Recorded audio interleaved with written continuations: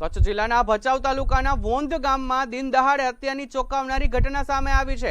Firing કરી વૃદ્ધની નિર્દય હત્યા કરવામાં આવી હતી, જેને કારણે સમગ્ર વિસ્તારમાં ભયનો માહોલ ફેલાયો હતો। ઘટનાની જાણ થતાં જ ભચાઉ પોલીસ તાત્કાલિક ઘટના સ્થળે પહોંચી તપાસ હાથ ધરી હતી। પોલીસે ઝડપી કામગીરીને કરતા ગણતરીના કલાકોમાં જ આરોપીની ધરપકડ કરી લેવામાં આવી છે। પ્રાથમિક તપાસમાં જાણવા મળ્યું કે આડા સંબંધના મુદ્દે બે પરિવારો વચ્ચેથી લાંબા સમયથી ચાલતી તકરારને કારણે હત્યાની ઘટના બની હતી। પોલીસે આરોપી સામે કડક કાનૂની કાર્યવાહી શરૂ કરી છે। આજરોજ સવારે આશરે 10 વાગ્યે વોંધ ગામના પુલ નીચે મરણ જનાર હરિદાસ સાધુની હત્યા ફાયરિંગ કરીને મૃત્યુ નિપજાવવામાં આવેલ છે। બનાવની ગંભીરતા જોતા માનનીય border range IGP Shri Chirag Kodiya સાહેબ તથા પોલીસ અધિક્ષક શ્રી સાગર ભાગમાર સાહેબ દ્વારા જિલ્લા પોલીસની અલગ અલગ ટીમો બનાવી આરોપી મુકેશ સાધુને રાઉન્ડ અપ કરવામાં આવેલ છે।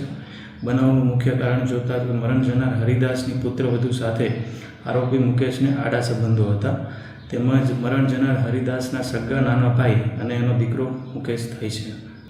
રાઉન્ડ અપ કરવામાં આવે છે અને આગળની તપાસ ચાલુ છે।